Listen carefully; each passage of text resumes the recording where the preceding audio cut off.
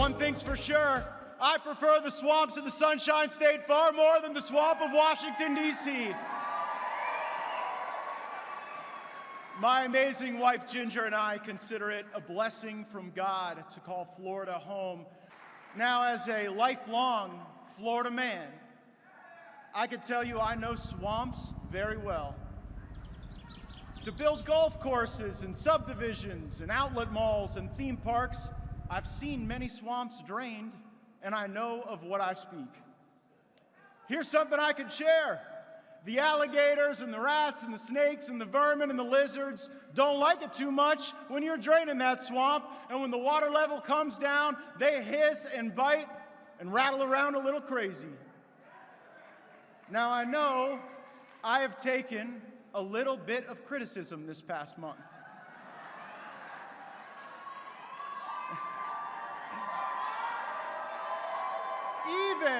Even the Wall Street Journal led with this editorial headline: "The Gates of Republican Hell." Keep in mind, this is the first regime change the Wall Street Journal editorial board has ever opposed. Maybe they would have been happy if I'd have found an extremist Sunni Muslim to become House Speaker. I understand why some of the rhinos and establishment Republicans are upset. People like Mitt Romney and Liz Cheney used to be important. Now, they are leaving the governance of the Republican Party to the actual Republicans. Oh. For too many years, the Republican Party was controlled opposition. Amnesty for illegal immigrants, intervention overseas, and selling out to corporate America drove the agenda. Well, those days are over. The Make America Great Again movement is ascendant. Mike Johnson is House Speaker, and Donald John Trump will be the next President of the United States.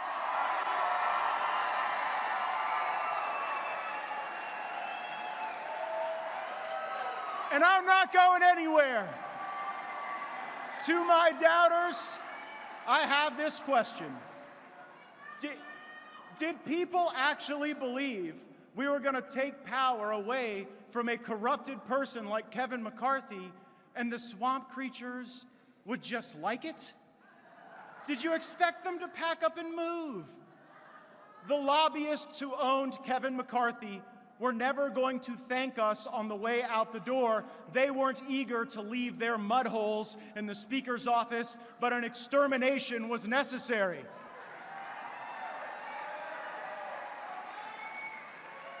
And when there's an extermination going on, it can get a little grisly. Sometimes you don't want to watch the extermination happen, but you know the job must be done. Florida swamp drainers often endure bites and scratches and venom. All I had to endure was a little bit of Mark Levin and Judge Jeanine. But you notice those Fox News hosts really do seem to like our new speaker. Funny how that works. I'm sure glad they like the result.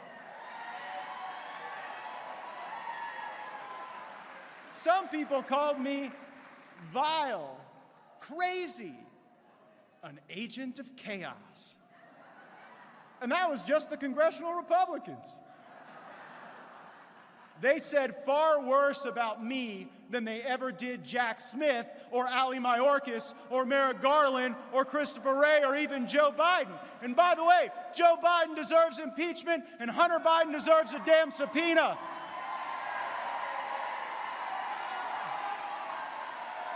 Oh no, those rhino Republicans were so mad at me, but my sin wasn't deficit spending the dollar away or opening the border or arresting my political opponents.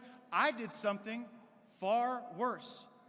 I demanded that Republican congressmen actually keep their word to Republican voters.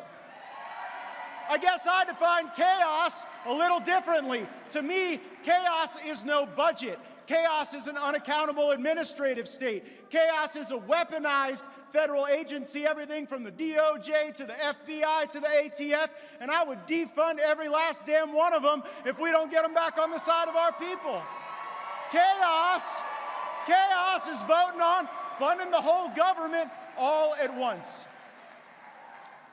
Politicians not naming post offices or passing messaging bills for 22 days is not chaos. By electing Mike Johnson Speaker of the House, we will bring order out of the chaos of Washington, D.C. I know what I'm fighting for. I'm fighting for budgets that balance. Our nation's debt right now is growing faster than our economy. We are jeopardizing America's future to fund wars and nonsense in the federal budget. We fund English language classes to professional transgender women makeup entrepreneurs in Nepal. We are borrowing money from China to fund transgender businesses in other parts of the world, and we do it while our leaders tell us that makes us stronger. My friends, America is not the world's police force, and America is not the world's piggy bank. There is no shame in wanting to put the people who live in this country first. I care more about the people in East Palestine, Ohio, than I care about some fake concept of Palestine in the Middle East. I care about what's going on in Maui, what's going on all across America, where liberal Democrats have let the people of our nation down.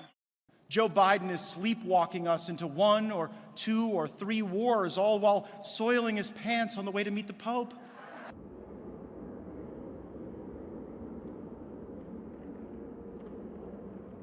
Biden reportedly pooped his pants at the Vatican. What must be what? Joe Biden pooped himself while meeting up with Pope Francis. Biden had a bathroom accident. Did you poop your pants in Rome? Yes, I did. A lot or a little? A lot. Biden shit his pants. It happened. Facts. He can't control himself. Poopy Pants Biden trending on Twitter. It's all shits and giggles, bro. It's all good. It's all shits and giggles until somebody giggles and shits themselves, right? Yeah, it's all shits and come on, man. It's okay though. No mean tweets though. As Virginia goes, the rest of the country goes. Every day there's something about him that just doesn't seem presidential, and we're the ones that are suffering because of it as a country. Trump gave us peace through strength, and Biden gives us war without winning. But all of this weirdness, he's been scratching and sniffing his way through the presidency. Back in January, joined by the outstanding Byron Donalds and the indomitable Anna Paulina Luna, we demanded institutional change. Changes like single-subject spending bills, a vote on congressional term limits, a vote on a balanced budget amendment, reduced spending to pre-COVID levels, and a full and complete release of the January 6 tapes. I want to spend all of my time fighting Democrats and their radical destructive agenda. They break everything they touch. The economy, the border, even gender. They broke gender. If you would have told me that we would have these things going on today when I first got elected, I would have said you are crazy. But when Republicans keep acting like Democrats, I will be in the battle with you and I will fight them too. I oppose most regime change abroad, but it was necessary to conduct a little regime change here at home in the People's House. And I promised 2 things. We would have a speaker more honest and a speaker more conservative than the California lottery winner. Now, Florida alone is responsible for 4 additional Republican congressmen. Without those wins that we got here in Florida, Nancy Pelosi would still have power today. And then I did what I had to do. So I guess in a way, you could say that it was Florida that led to the firing of not 1, but 2 liberal California speakers. Mike Johnson is a great conservative. He is a proud Christian who cares about the Constitution. And we won't agree always, but the mainstream media is correct when they call Mike Johnson the most conservative speaker in history. Put another way, it was entirely worth it. This is a fresh start in Washington, And the lobbyists and the uniparty are not happy about it. You know what? That's exactly how it should be. Our leaders should be beholden to the voters alone, not the foreign interests abroad, not the special interests here at home. And that is why I am the only Republican in the entire United States Congress who refuses all donations from federal lobbyists and political action committees. I work for you. I work for you alone, not them.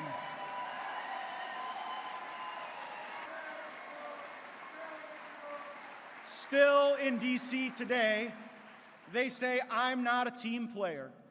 What they don't understand is that it's all of you who are my team.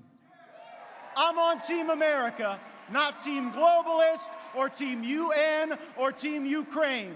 My team doesn't bend to the lobbyists or special interests. My team counts actual wins, not just how many players wear our jersey, and I need you on my team. So keep praying and keep fighting. Both will make you stronger and more useful to the greatest movement and the greatest nation in all of human history. And if you are willing to take some risk, endure some criticism, and put it all on the line, then come fight with me. Our battle does not guarantee comfort, more like blood, sweat, toil, and tears. But we will not merely endure political pain, we will dish it out. It's time to fill the political graveyards with our enemies, not our ideas. More victories are on the way. God bless Florida. I miss the Sunshine State each and every day.